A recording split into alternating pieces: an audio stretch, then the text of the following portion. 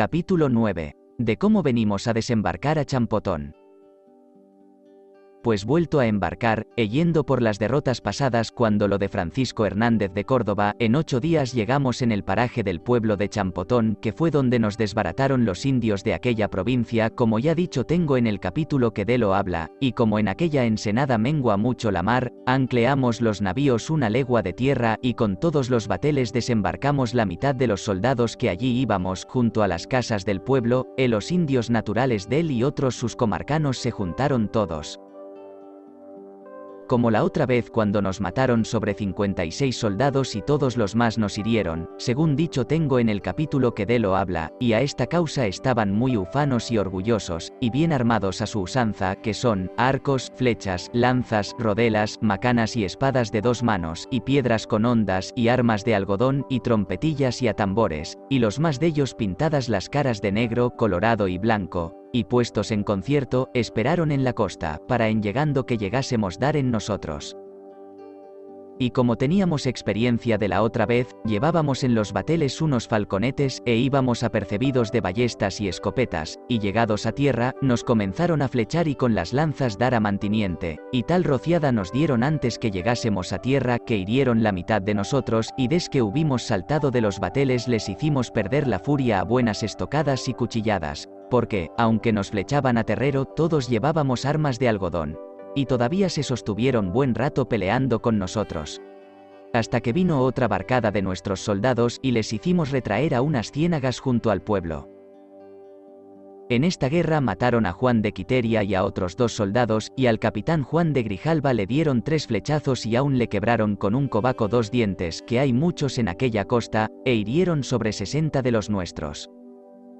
Y desque vimos que todos los contrarios se habían huido, nos fuimos al pueblo, y se curaron los heridos y enterramos los muertos, y en todo el pueblo no hallamos persona ninguna, ni los que se habían retraído en las ciénagas que ya se habían desgarrado, por manera que todos tenían alzadas sus haciendas. En aquellas escaramuzas prendimos 3 indios, y el uno de ellos parecía principal. Mandóles el capitán que fuesen a llamar al cacique de aquel pueblo, y les dio cuentas verdes y cascabeles para que los diesen, para que viniesen de paz, y asimismo a aquellos 3 prisioneros se les hicieron muchos halagos y se les dieron cuentas porque fuesen sin miedo, y fueron y nunca volvieron, creímos que el indio Julianillo Melchorejo no les hubieran de decir lo que les fue mandado, sino al revés. Estuvimos en aquel pueblo 4 días. Acuerdón que cuando estábamos peleando en aquella escaramuza, que había allí unos prados algo pedregosos, había langostas que cuando peleábamos saltaban y venían volando y nos daban en la cara, y como eran tantos flecheros y tiraban tanta flecha como granizos, que parecían oran langostas que volaban, y no nos rodelábamos, y la flecha que venía nos hería, y otras veces creíamos que era flecha, y eran langostas que venían volando. Fue harto estorbo. Como seguimos nuestro viaje y entramos en Boca de Términos, que entonces le pusimos este nombre. Yendo por nuestra navegación adelante, llegamos a una boca como de río, muy grande y ancha, y no era río como pensamos, sino muy buen puerto, porque está entre unas tierras e otras, parecía como estrecho. Tan gran boca tenía, que decía el piloto Antón de Alaminos que era isla y partían términos con la tierra, y a esta causa le pusimos nombre Boca de Términos, y así está en las cartas de marear, y allí saltó el capitán Juan de Grijalva en tierra, con todos los más capitanes por mí nombrados, y muchos soldados estuvimos 3 días sondando la boca de aquella entrada. Y mirando bien arriba y abajo del ancón donde creíamos que iba venía a parar, y hallamos no ser isla, sino ancón, y era muy buen puerto, y hallamos unos adoratorios de cal y canto y muchos ídolos de barro y de palo, que eran de ellos como figuras de sus dioses, y de ellos de figuras de mujeres, y muchos como sierpes, y muchos cuernos de venados, creímos que por allí cerca habría alguna población, con el buen puerto que sería bueno para poblar. Lo cual no fue así, que estaba muy despoblado. Porque aquellos adoratorios eran de mercaderes y cazadores que de pasada entraban en aquel puerto con canoas y allí sacrificaban, y había mucha caza de venados y conejos, matamos 10 venados con una lebrela y muchos conejos. Y luego, desque todo fue visto sondado, nos tornamos a embarcar, y se nos quedó allí la lebrela, y cuando volvimos con Cortés la tornamos a hallar, y estaba muy gorda y lucida. Llaman los marineros a esto Puerto de Términos. Vueltos a embarcar, navegamos costa a costa junto a tierra hasta que llegamos al río de Tabasco, que por descubrirle el Juan de Grijalba se nombra agora el río de Grijalba. Capítulo 11. ¿Cómo llegamos al río de Tabasco que llaman de Grijalba y lo que allá nos acaeció? Navegando costa a costa la vía del poniente de día, porque de noche no osábamos por temor de bajos y arrecifes, a cabo de 3 días vimos una boca de río muy ancha, y llegamos muy a tierra con los navíos, y parecía buen puerto. Y como fuimos más cerca de la boca, vimos reventar los bajos antes de entrar en el río, y allí sacamos los bateles, y con la sonda en la mano hallamos que no podían entrar en el puerto los 2 navíos de mayor porte. Fue acordado que ancleasen fuera en la mar, y con los otros 2 navíos que demandaban menos agua. Que con ellos con los bateles fuésemos todos los soldados río arriba, porque vimos muchos indios estar en canoas en las riberas, y tenían arcos y flechas y todas sus armas, según y de la manera de Champotón, por donde entendimos que había por allí algún pueblo grande, y también porque viniendo, como veníamos, navegando costa a costa, habíamos visto echadas nasas en la mar, con que pescaban, y aun a 2 de ellas se les tomó el pescado con un batel que traíamos a jorro de la capitana. Aqueste río se llama de Tabasco porque el cacique de aquel pueblo se llamaba Tabasco, y como le descubrimos de este viaje, y el Juan de Grijalba fue el descubridor, se nombra río de Grijalba, y así está en las cartas del marear. Ya que llegamos obra de media legua del pueblo, bien oímos el rumor de cortar de madera, de que hacían grandes mamparos e fuerzas, y aderezarse para nos dar guerra, porque habían sabido de lo que pasó en Potonchán y tenían la guerra por muy cierta. Y desque aquello sentimos, desembarcamos de una punta de aquella tierra donde había unos palmares, que era del pueblo media legua. Y desque nos vieron allí, vinieron obrado 50 canoas con gente de guerra, y traían arcos y flechas y armas de algodón, rodelas y lanzas y sus atambores y penachos, y estaban entre los esteros otras muchas canoas llenas de guerreros, y estuvieron algo apartados de nosotros, que no osaron llegar como los primeros. Y desque los vimos de aquel arte, estábamos para tirarles con los tiros y con las escopetas y ballestas, y quiso nuestro señor que acordamos de los llamar, con Julianico y Melchorejo, los de la punta de Cotoche, que sabían muy bien aquella lengua. Y dijo a los principales que no hubiesen miedo, que les queríamos hablar cosas que desque las entendiesen, hubiesen por buena nuestra llegada allí a sus casas, que les queríamos dar de lo que traíamos. Como entendieron la plática, vinieron obra de 4 canoas, y en ellas hasta 30 indios, y luego se les mostraron sartalejos de cuentas verdes y espejuelos y diamantes azules, y desque los vieron parecía que estaban de mejor semblante, creyendo que eran chalchihuites, que ellos tienen en mucho. Entonces el capitán les dijo con las lenguas Julianillo o Melchorejo, que veníamos de lejas tierras y éramos vasallos de un grande emperador que se dice Don Carlos, el cual tiene por vasallos a muchos grandes señores y calachionis, y que ellos le deben tener por señor y les irá muy bien en ello, que a trueco de aquellas cuentas nos den comida de gallinas.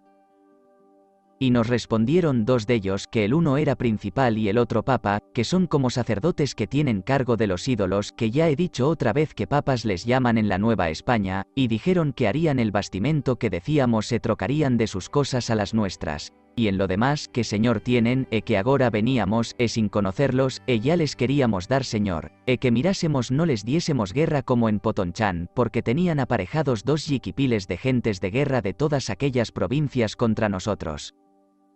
Cada yiquipil son 8000 hombres. Dijeron que bien sabían que pocos días había que habíamos muerto y herido sobre más de 200 hombres en Potonchán, que ellos no son hombres de tan pocas fuerzas como los otros, que por eso habían venido a hablar, por saber nuestra voluntad. Aquello que les decíamos que se lo irían a decir a los caciques de muchos pueblos que están juntos para tratar paces o guerra.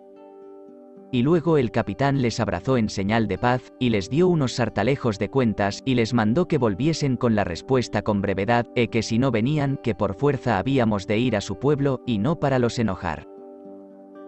Y aquellos mensajeros que enviamos hablaron con los caciques y papas, que también tienen voto entre ellos, y dijeron que eran buenas las paces y traer bastimento, que entre todos ellos y los pueblos comarcanos se buscara luego un presente de oro para nos dar y hacer amistades, no les acaezca como a los de Potonchán.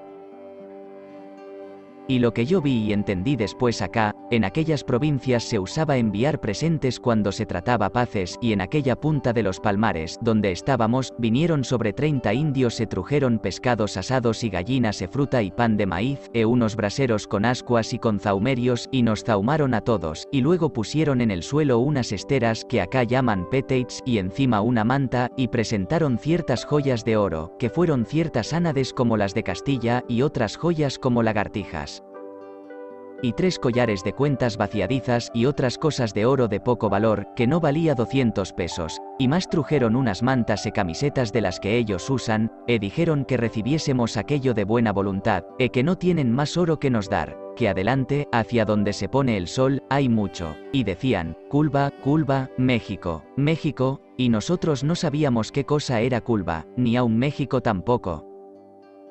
Puesto que no valía mucho aquel presente que trajeron, tuvímoslo por bueno por saber cierto que tenían oro, y des que lo hubieron presentado, dijeron que nos fuésemos luego adelante, y el capitán les dio las gracias por ello e cuentas verdes, y fue acordado de irnos luego a embarcar, porque estaban en mucho peligro los 2 navíos por temor del norte, que es travesía, y también por acercarnos hacia donde decían que había oro.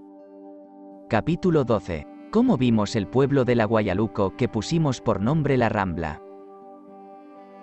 Vueltos a embarcar, siguiendo la costa adelante, desde a 2 días vimos un pueblo junto a tierra que se dice el Aguayaluco, y andaban muchos indios de aquel pueblo por la costa con unas rodelas hechas de conchas de tortugas que relumbraba con el sol que daba en ellas, y algunos de nuestros soldados porfiaban que eran de oro bajo, y los indios que las traían iban haciendo grandes movimientos por el arenal y costa adelante, y pusimos a este pueblo por nombre La Rambla, y así está en las cartas del marear.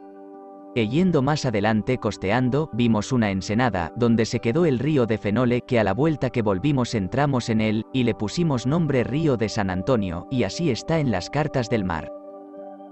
E yendo más adelante navegando, vimos a dónde quedaba el paraje del gran río de Huacayualco, y quisiéramos entrar en el ensenada que está, por ver qué cosa era, sino por ser el tiempo contrario. E luego se parecieron las grandes sierras nevadas que en todo el año están cargadas de nieve, y también vimos otras sierras que están más junto al mar, que se llaman Agora de San Martín, y pusimoslas por nombre San Martín, porque el primero que las vio fue un soldado que se llamaba San Martín, vecino de La Habana. Y navegando nuestra costa adelante, el capitán Pedro de Alvarado se adelantó con su navío, y entró en un río que en Indias se llama Papalojuna, y entonces pusimos por nombre Río de Alvarado porque lo descubrió el mismo Alvarado.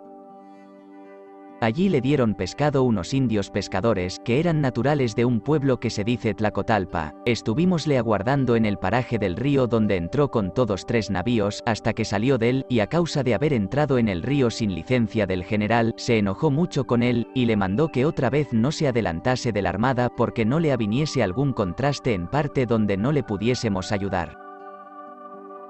Que luego navegamos con todos 4 navíos en conserva, hasta que llegamos en paraje de otro río que le pusimos por nombre Río de Banderas, porque estaban en él muchos indios con lanzas grandes, y en cada lanza una bandera hecha de manta blanca, revolándolas y llamándonos. Lo cual diré adelante cómo pasó.